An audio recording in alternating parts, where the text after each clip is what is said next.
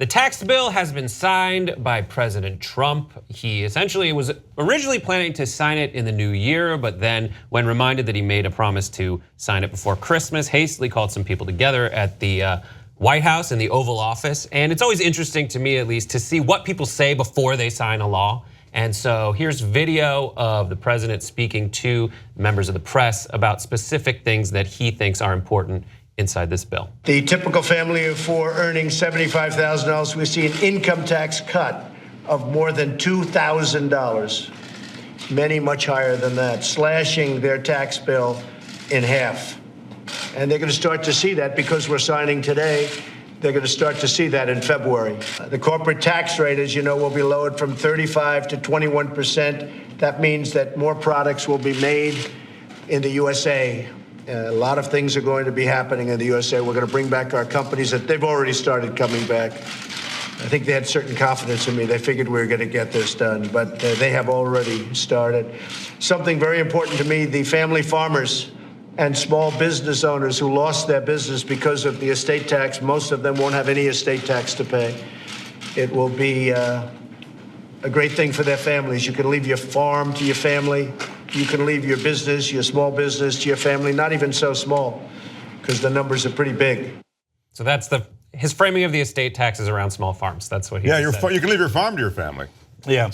So if you don't know, the estate tax, now that they've doubled it, means that you can leave $22 million and none of it will be taxed. It's taxed above $22 million. It used to be $11 million. So let's just take the lower number because that's what it used to be. He's saying, well, man, when you had that tiny little farm that was worth $11 million and then you had to pay taxes above $11 million. If it was worth $12 million, you had to pay taxes. And by the way, it's not you. You already paid taxes on it. It's not double taxation.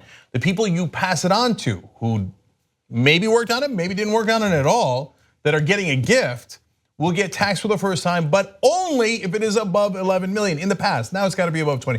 It ain't small business, it ain't small farms, it's giant, in some cases, yes, farming companies, etc. But overall, rich people is what the estate tax applies to. And if you didn't understand what he was saying about, like some companies, they're coming back because they had confidence in me. What's he talking about?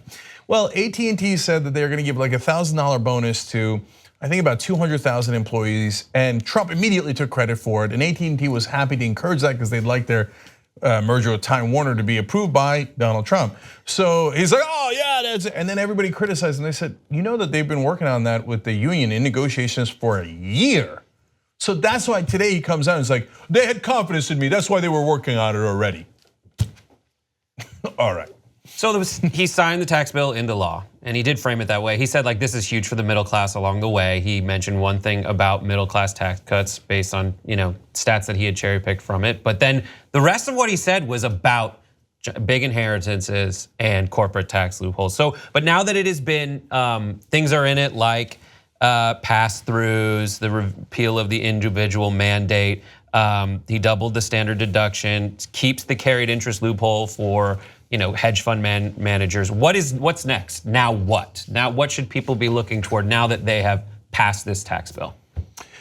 Well, so they say, and look, I got to be fair, right? So when we talk about nonpartisan analysis, you got to call it like it is. I thought that the amount that the middle class would get would be a little bit lower, but some nonpartisan places have determined that it might be as much as $900. So hey, that's not bad. A lot of people are going to be excited about $900. By the way, that's for the first 10 years. After the first 10 years, everybody's taxes under the income of $75,000 go up, not down, they go up. Your tax breaks go away and you get burdened with more taxes, but the corporate tax cuts are permanent, okay? But I just want to give you context. The same report said the top 1%, their average tax break will be not $900, it'll be $51,000. See, I can't quite tell who's making out better. Can you tell? I'm not that good with math. Help me out here. It seems to me like the play here is, all right, we are going to cut the corporate tax rate. We are going to do that because that's what we've always wanted to do. The establishment Republicans have been doing that. But then it's like they say it's to keep in obeyance of the rules of having to only take 50% of the Senate in order to pass it. But it seems like that 10-year window before the raising of the taxes kicks in is kind of a keep us around. Like, you're gonna need us Republicans around. And what about this strategy that, like, yes, we have alienated a lot of people. This is a wildly unpopular tax bill. Well, but there is money, as Cenk says, for the middle class in the short term. Again, they message really well. I mean, it's clunky. To us, it seems sort of obvious and stupid because it's a kleptocracy where corporate America is just taking all this money off the table. But Trump hits the middle class, and that messaging is getting down to those people. I mean, I was reading some stuff today, all these people who are, that man on the street type stuff where they talk to people in diners and who have, they supported Trump, they were against Trump, whatever. And they all began to sort of regurgitate the stuff that they'd heard the president saying at these different photo ops. So there's that, okay, which is the sort of, well, it's gonna trickle down. We've heard that a million times. That's what I was reading a lot about that. And there's also the fact that there is a short-term tax cut. And so as those of us who want to take the next election, or the midterm I'm talking about, have to face the fact that some people may be saying, well, wait a minute, I've got a little more money in my pocket. And I want to be clear about this, and that is certainly going to happen as I explained earlier.